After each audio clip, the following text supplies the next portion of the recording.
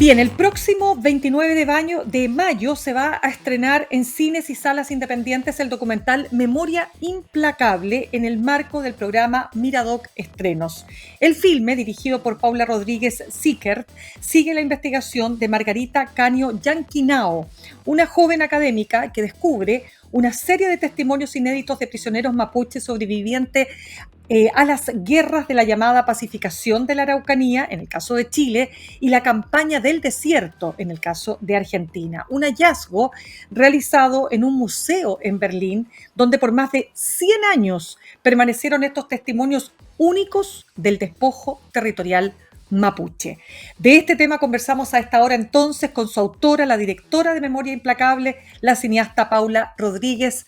Paula, ¿cómo estás? Gracias por estar con nosotros esta tarde.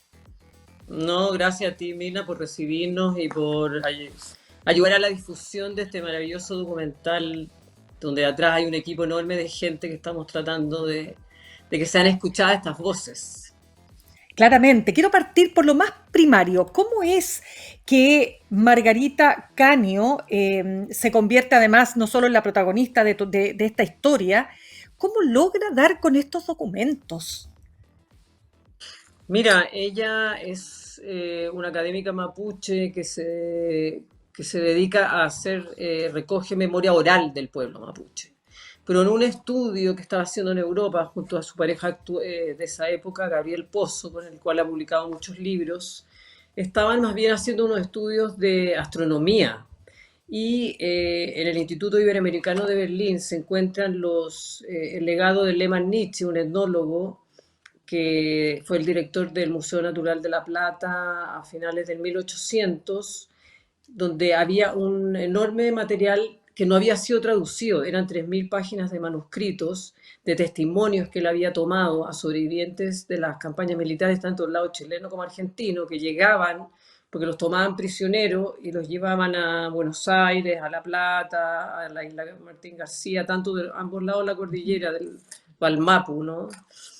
Y ellos llegaban a este museo natural de La Plata, que era uno de los mayores en esa época en América, de todas maneras, incluso del mundo, y él comenzó a tomarles testimonio a estas personas.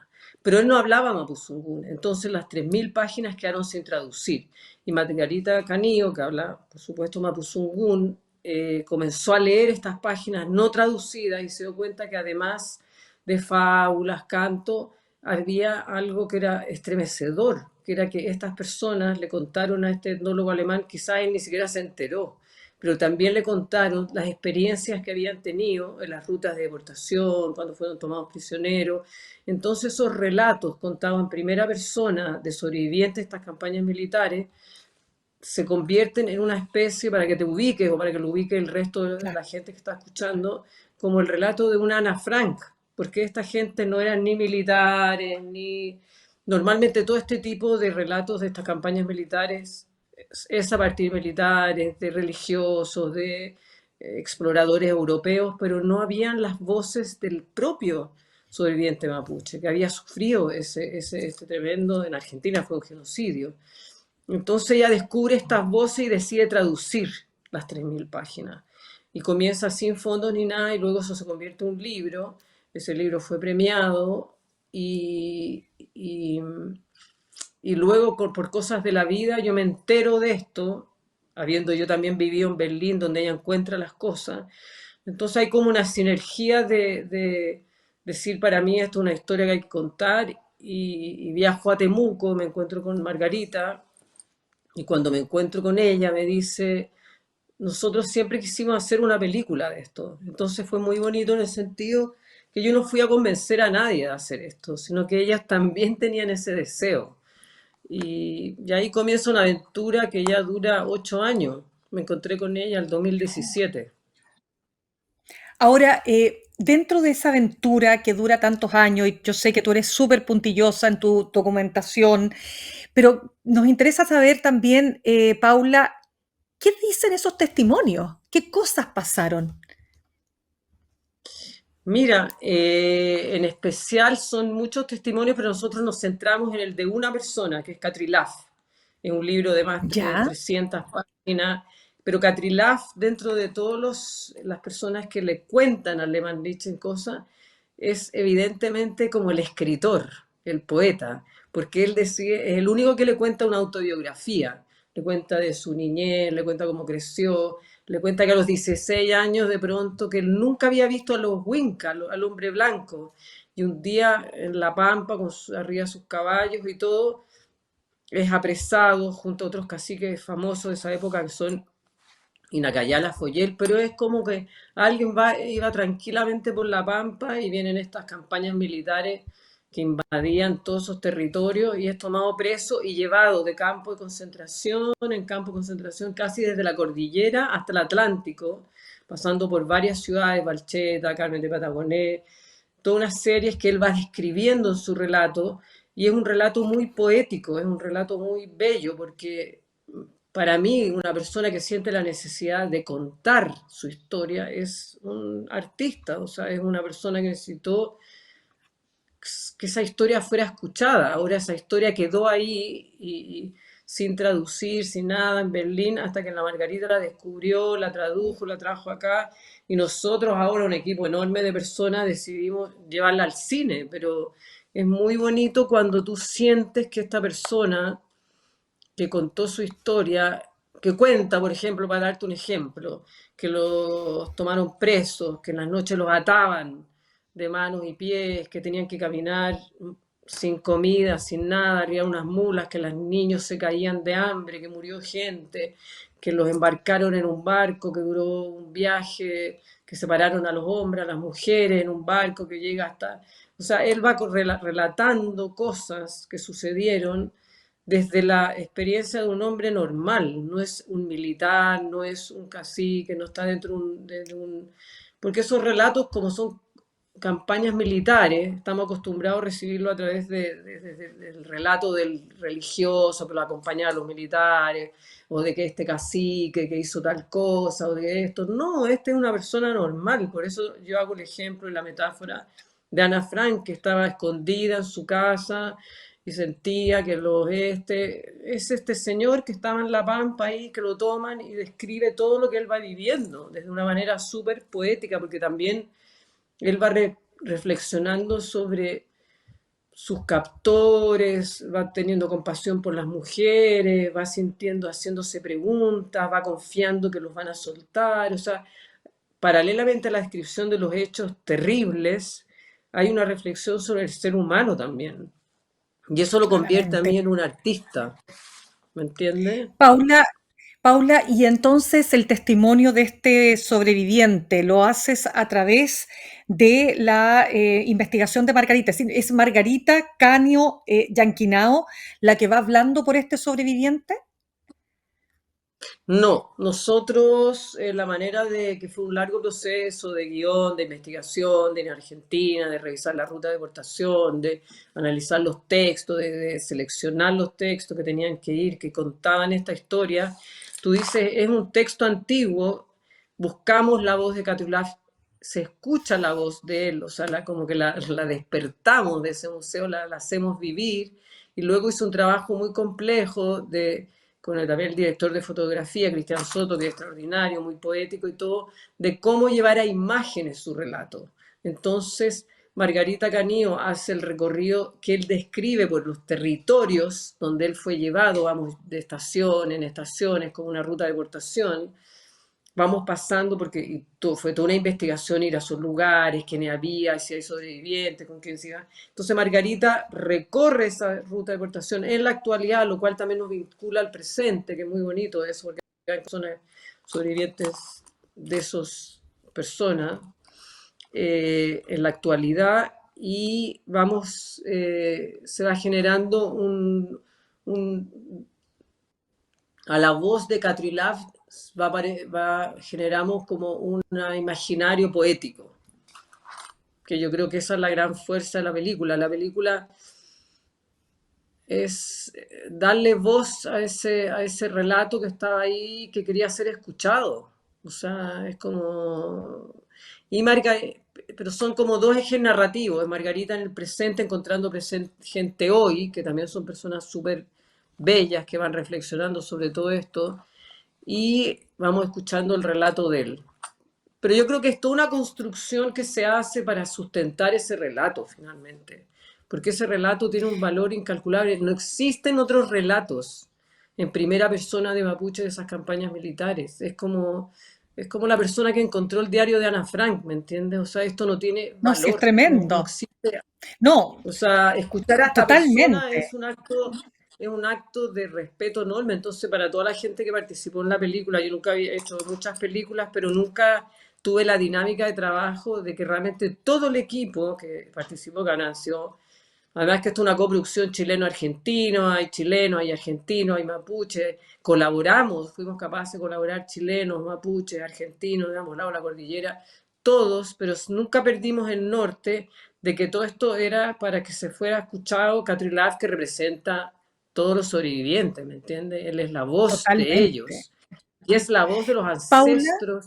Era como traer además esa voz de Berlín, traerla de vuelta al territorio. claro, Acá también hay una total, cuestión de desclasificar materiales de archivo de nuestras propias historias, que no son solamente una máscara que vuelve a África, también es este texto de nuestra historia, que nos habla de nuestra historia, que vuelve a este territorio, a nosotros. total. Entonces, yo creo que la película tiene muchos niveles y muchas complejidades y a la vez es una película súper simple, que tiene, pero tiene muchos niveles también de posible Paula, lectura, ¿no?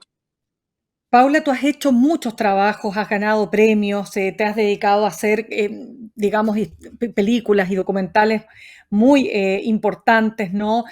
Por ejemplo, Volver a vernos, 2002, Isabel Allende, 2007, Yar, El lamento de las imágenes, 2017, y ahora Memoria implacable. ¿Es este tu trabajo eh, que da cuenta de un proceso también tuyo de crecimiento, pero que además conecta profundamente con tus raíces?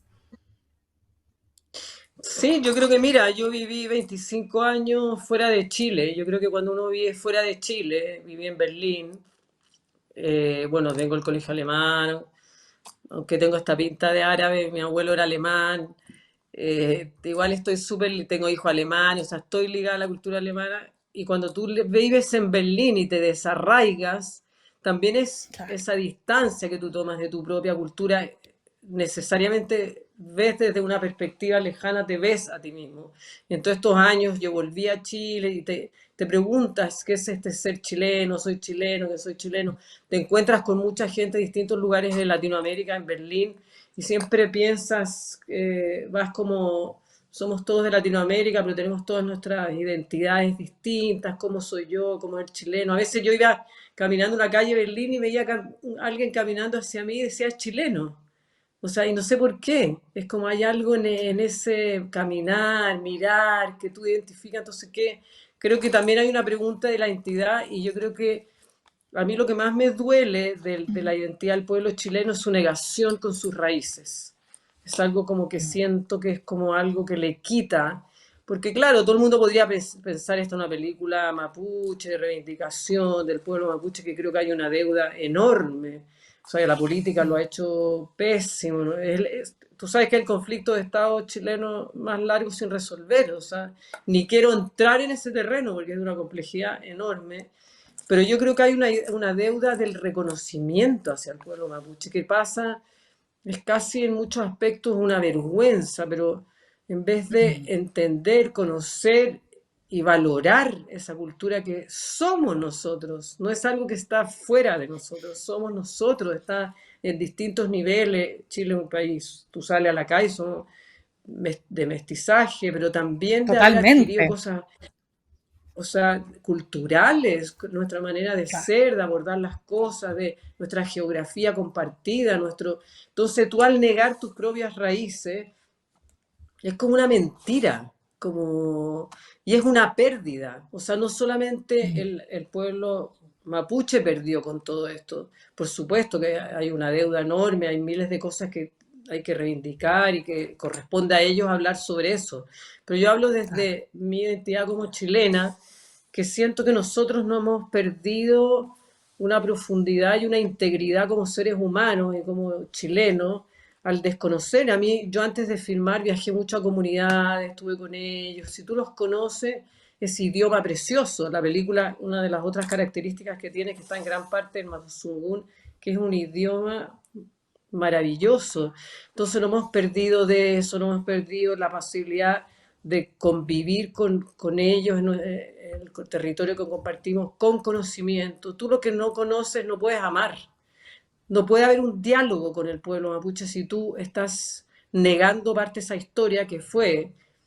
Porque acá se cree que nosotros le quitamos los territorios. Lo que cuenta Catrilaf, lo que cuenta la película, es que hubo dos campañas militares, la pacificación de la Araucanía y la campaña del desierto, que fueron simultáneas, que es cuando el Estado chileno y el Estado argentino se independizan de la corona española, deciden anexar estos territorios, los invaden. En Argentina hay un verdadero genocidio, en Chile les quitan el 95% de su territorio. El pueblo mapuche había logrado sobrevivir 300 años soberanamente. O sea, fue uno de los pocos pueblos que se resistió a la corona española. Es algo único Claro. en Latinoamérica. Entonces, esto, siempre que tú hablas, incluso en mis círculos cercanos, en la calle, se piensa que los españoles fueron los que le quitaron los territorios. No, es el Estado chileno. La violencia la instala el Estado chileno. ¿Me entiendes? Quitarle el 95% del territorio a un pueblo, dejarlo viviendo en el 5%, en reducciones, es un acto de una tremenda violencia. Y esa historia no se cuenta en los colegios. No se habla de ello. La gente está desconocida. Es como se instaló un silencio en relación a eso que sucedió. Entonces, a partir de ese silencio se habla, se cree, se instala en el imaginario chileno que esto es una cosa antigua de los españoles. No, es algo súper reciente, hace un poco más de 100 años. Es que qué importante, Entonces, Paula, es recordar eso, ¿ah? Es muy importante. Y probablemente este documental y esta película va a lograr entrar, ojalá uno esperaría que esta película pudiera ayudar a romper un poco ese silencio y esa desinformación que existe también. mira, yo las veces que lo he mostrado, toda la gente me sale diciendo, yo no sabía esto, no sabía esto. No, Ahora, yo no soy una. Esta película surge porque yo me puse, todo el documental claro. surge una investigación. Y yo me puse a investigar que hay muchos académicos mapuches que están en esta lucha y están avanzando y que, o sea, yo me sumo a un tren. Yo esto no es una cosa Claro. externa, independiente, nada. La misma eh, la protagonista, la académica mapuche, la Margarita Caño, está el Pedro Cayuque o el Fernando Pairacán, o sea, poetas, poetisas, el Licura Mm. Chehualaf, que es Premio Nacional de Literatura. Hay muchos que ellos están insistiendo desde un lugar súper amoroso, invitando a la conversación, invitando a ser vistos, invitando a reescribir la historia. Ellos no escribieron la historia, la escribieron los Wincas, ¿entiendes? Claro. Entonces, escucha, y yo tampoco quiero escribir la historia de ellos. Yo estoy asumiendo una responsabilidad de los chilenos en relación a nuestra relación con ellos. Esta película no quiere adoctrinar a nadie. Yo solo, la labor mía y de 40 personas fue, oye, escuchemos a este señor que habló hace 100 años y que está contando algo. O sea, son hechos, no. Y como la ¿Tú memoria crees? oral nunca se toma en serio, pero esta como es Mm, una memoria de este señor que fue escrita por un alemán, que está en un instituto claro. alemán, que todo eso adquiere inmediatamente otro peso, ¿me entiendes? Dentro del mundo académico, histórico, eso. Totalmente. Ahora, fíjate, es interesante lo que tú vas a lograr, yo creo, con la puesta, digamos, el estreno de esta película. Recordemos que va a ser el 23 de mayo, Paula, ¿no? El 23 de mayo, 27 de perdón, mayo en el Temuco. 27. En Temuco y a Decidimos partir del hacerlo en el 29. territorio. Sí, es que te lo planteo, interesante, te lo planteo porque el propio presidente Gabriel Boric hace una cadena nacional para dar cuenta de este informe entregado por la Comisión para la Paz y el Entendimiento, que algunos ya desahuciaron antes de que se conociera siquiera el informe. Y lleva incluso a una senadora que era del Partido Republicano, Carmen Gloria Aravena, a renunciar a su partido para actuar en coherencia, a dejar de postularse nuevamente al Parlamento, pero insisto, por esa coherencia que muchas veces escasea en la política. Entonces, coinciden estos dos momentos y me parece, ojalá, y yo que es lo último que te quiero preguntar, ¿qué te gustaría que pasara? Sobre todo pensando en eso que está viviendo el país también, la posibilidad o no de cerrar este conflicto que lleva tantos y tantos, digamos, décadas, ¿no? Y que todavía no se puede cerrar. Mira, lo que quiero es sumarme al esfuerzo que está, como te comentaba, de toda esta gente que esa historia silenciada hay que escucharla, porque es la única Mm. manera de poder establecer un diálogo a partir de una verdad. O sea, si tú sigues hablando, no reconociendo los hechos, es imposible que se genere un diálogo real, porque tú estás, o sea, es como en una familia, es un secreto de familia, esa es la verdad. Entonces, si tú no rompes eso, y eso no lo estoy diciendo yo, es una cosa que me sumo, ya te digo, a mucha gente que está hablando de esto, tienes que romper ese silencio y tienes que partir a partir de asumir una verdad que quizá al chileno por un lado no le conviene, por otro lado una negación, está tan intrínsecamente desvalorizado el mapuche que si no lo valoramos, no lo vemos, no lo conocemos, es imposible. Yo creo que se ha escuchado Mm. esta voz de este señor. Yo creo que él tiene una fuerza enorme. Él, confío en él, deposito en él, en este Mm. poeta, escritor que se encontró con este antropólogo alemán hace 100 años atrás, que estaba ahí esperando que llegara la Margarita, nosotros, todo esto. Yo creo que se escuche, yo creo que la película haga su recorrido que tiene que hacer, que impulsar una película, un documental, no es fácil. O sea, tienes que hacer mucho esfuerzo y Duda. yo creo que yo, más allá del mundo de la política, que es muy complejo, ojalá que haya un cambio cultural y que haya más gente que la escuche. O sea, que se escuche Mm. eso, que cambie, que ese silencio se rompa. Yo no lo va a romper Ojalá. esta película, pero que se rompa ese silencio y creo que él tiene una fuerza. Por supuesto. Ya pues, Paula Rodríguez, cineasta, directora de Memoria Implacable, gracias por haber estado con nosotros esta tarde. No, gracias a ti y que vayan a ver la película. De todas maneras. Toda la gente sale sorprendida, todo el mundo dice que, wow, o sea, esto yo no lo Vamos a sabía. verla. Bonito De, to- de eso. todas maneras. Muchas gracias a ti.